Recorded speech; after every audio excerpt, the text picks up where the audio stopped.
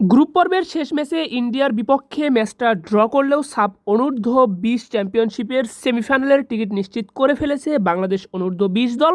সেমিফাইনালে বাংলাদেশের ম্যাচ কবে কার বিপক্ষে রয়েছে এবং সেমিফাইনালের সময়সূচি সহ গ্রুপ পর্বের পয়েন্ট টেবিল সহ সর্বশেষ আপডেট নিয়ে বিস্তারিত থাকছে ভিডিওতে।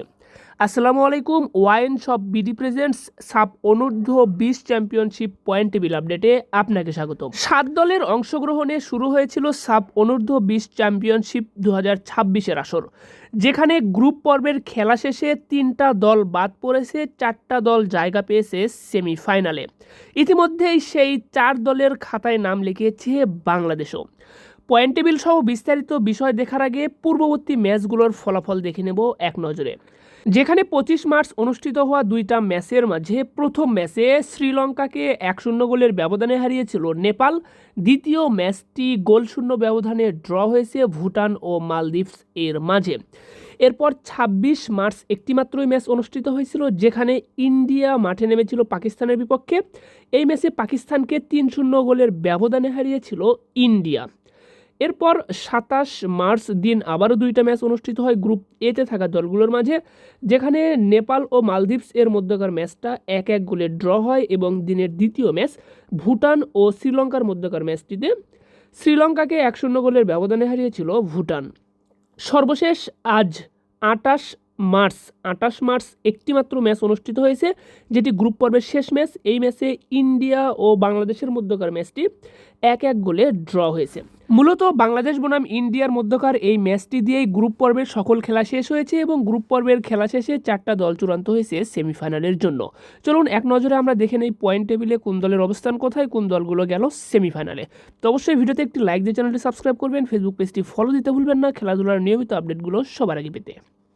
তো 28 মার্চ শনিবার সাব অনূর্ধ্ব-20 চ্যাম্পিয়নশিপের গ্রুপ পর্বের সকল খেলা শেষে গ্রুপ এতে থাকা 4টি দলের মাঝে পয়েন্ট টেবিলের 4 নম্বরে রয়েছে মালদ্বীপস 3টি ম্যাচ খেলেছে, যেখানে কোনো ম্যাচ জিততে পারেনি, 2টা ম্যাচ ড্র করেছে, 1 ম্যাচ হেরেছে। 2 ম্যাচ ড্র করে মালদ্বীপস পয়েন্ট পেয়েছে 2। পয়েন্ট টেবিলের 3 নম্বরে অবস্থান করছে শ্রীলঙ্কা 3টা ম্যাচ খেলেছে, যেখানে 1 ম্যাচ জিতেছে, 2টা ম্যাচই হেরেছে। 1 ম্যাচ জিতে 3 পয়েন্ট পেয়েছে শ্রীলঙ্কা, তাদের গোল ব্যবধান -1। পয়েন্ট টেবিলের 2 নম্বরে অবস্থান করছে ভুটান 3টা ম্যাচ খেলেছে, যেখানে 1 ম্যাচ জিতেছে, 1 ম্যাচ ড্র করেছে, 1 ম্যাচ হেরেছে। 1 ম্যাচ ড্র এবং 1 ম্যাচ জয়লাভ করায় টোটাল 4 পয়েন্ট পেয়েছে ভুটান, তাদের গোল ব্যবধান 0। পয়েন্ট টেবিলের 1 নম্বরে অবস্থান করছে নেপাল 3টা ম্যাচ খেলেছে, যেখানে 2 ম্যাচ জিতেছে, 1 ম্যাচ ড্র করেছে, কোনো ম্যাচ হারেনি কিন্তু নেপাল টোটাল পয়েন্ট পেয়েছে 7, তাদের গোল ব্যবধান +2 বা 2। তো যাই হোক, গ্রুপ এতে থাকা 4টা দলের মাঝ থেকে প্রত্যেকটা দল 3টা করে ম্যাচ খেলে ফেলেছে এবং ইতিমধ্যেই চূড়ান্ত হয়েছে সেমিফাইনালের জন্য 2টা দল, যেখানে পয়েন্ট টেবিলের 1 নম্বরে থাকা নেপাল ও 2 নম্বরে থাকা ভুটান, এই 2টা দল কিন্তু সেমিফাইনালের টিকিট অফিসিয়ালভাবে নিশ্চিত করে ফেলেছে। সেমিফাইনালে তাদের ম্যাচ অনুষ্ঠিত হবে, সেই সময়সূচি আমরা দেখে নেব গ্রুপ বিতে থাকা দলগুলোর পয়েন্ট টেবিল দেখার পরে। তো গ্রুপ বিতে থাকা দলগুলোর পয়েন্ট টেবিল দেখার আগে আপনাদেরকে জানাতে চাই, আপনারা কিন্তু চাইলেই ঘরে বসে বাংলাদেশের যে কোনো প্রান্ত থেকে আর্জেন্টিনা, ব্রাজিল, বাংলাদেশ ফুটবল দল সহ খেলাধুলা জগতের যে কোনো ধরনের জার্সি অর্ডার করতে পারবেন ওয়াইন শপ বিডিতে। ওয়াইন শপ বিডি আমাদের নিজস্ব প্রতিষ্ঠান, তাই এখানে বিশ্বস্ততার সাথে আপনারা জার্সি অর্ডার করতে পারেন। চাইলে জার্সিতে আপনার নাম, পছন্দের জার্সি নাম্বারও কিন্তু লিখে নিতে পারবেন। তো যারা আপনারা জার্সি কিনতে চাচ্ছেন বা আপনার দলের জন্য জার্সি বানাতে চাচ্ছেন, তারা কিন্তু অবশ্যই আমাদের ওয়াইন শপ বিডিতে যোগাযোগ করবেন। অবশ্যই এখানে যোগাযোগ করলে আমাকেই পাবেন। ওয়াইন শপ বিডি আমার নিজস্ব একটি প্রতিষ্ঠান। তো অবশ্যই স্ক্রিনে দেওয়া হোয়াটসঅ্যাপ নাম্বারে আপনারা যোগাযোগ করে অর্ডার কনফার্ম করতে পারেন। তো গ্রুপ বিতে থাকা 3টা দলের মাঝে পয়েন্ট টেবিলের 3 নম্বরে দেখতে পাচ্ছি পাকিস্তান 2টা ম্যাচ খেলেছে, 2টা ম্যাচই হেরেছে। 2 ম্যাচের 2টিতে হারায় কোনো পয়েন্ট পায়নি পাকিস্তান, তাদের গোল ব্যবধান -5। পয়েন্ট টেবিলের 2 নম্বরে অবস্থান বাংলাদেশ 2টা ম্যাচ খেলেছে, যেখানে 1 ম্যাচ জিতেছে, 1 ম্যাচ ড্র করেছে। বাংলাদেশ পয়েন্ট পেয়েছে 4, গোল ব্যবধান +2। পয়েন্ট টেবিলের 1 নম্বরে ইন্ডিয়া 2টি ম্যাচ খেলেছে, যেখানে 1 ম্যাচ জিতেছে, 1 ম্যাচ ড্র করেছে। ইন্ডিয়া পয়েন্ট পেয়েছে 4, গোল ব্যবধান +3। তো মূলত ইন্ডিয়া ও বাংলাদেশ সমান অবস্থানে রয়েছে, কিন্তু গোল ব্যবধানে এগিয়ে থাকার কারণে ইন্ডিয়া রয়েছে পয়েন্ট টেবিলের 1 নম্বর অবস্থানে।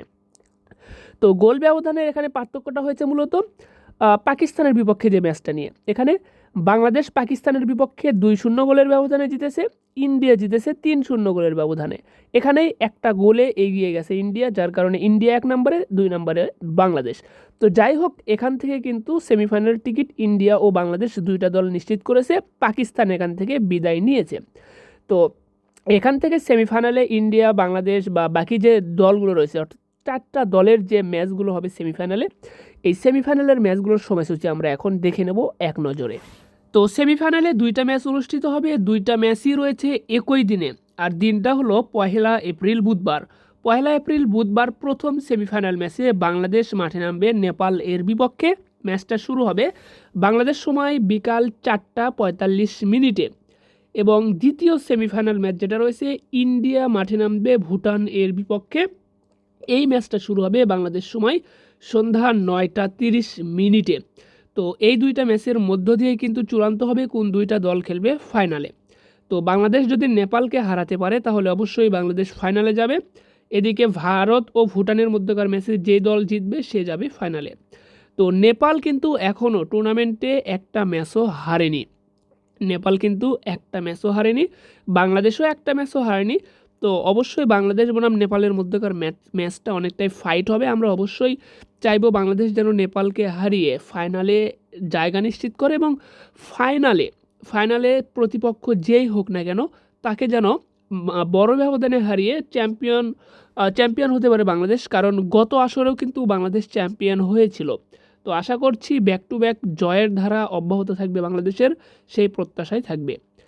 তো এখন যদি আমরা সর্বোচ্চ গোলদাতা খেলোয়াড়দের তালিকা দেখি, যেখানে তালিকার 1 নম্বরে এককভাবে অবস্থান করছে মোহাম্মদ ইমরান, তিনি 3টা গোল করেছেন, মালদ্বীপস এর খেলোয়াড়।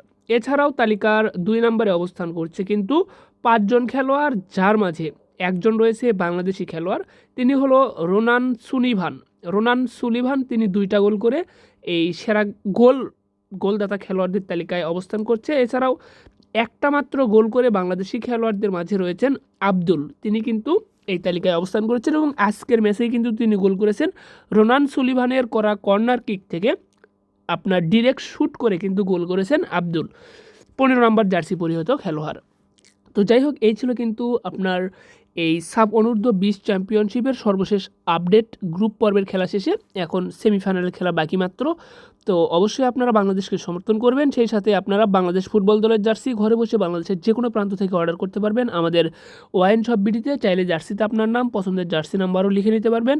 এছাড়াও 2026 ফুটবল বিশ্বকাপে আর্জেন্টিনা, ব্রাজিল সহ আপনার প্রিয় দলের জার্সিগুলো আমাদের ওয়াইন শপ বিডিতে পাবেন। আপনার নিজের নাম্বার সহ 1 পিসও অর্ডার করার সুযোগ থাকবে, তাই অবশ্যই স্ক্রিনে দেওয়া হোয়াটসঅ্যাপ নাম্বারে যোগাযোগ করে অর্ডার কনফার্ম করবেন। ধন্যবাদ সকলকে, ভালো থাকবেন সবাই।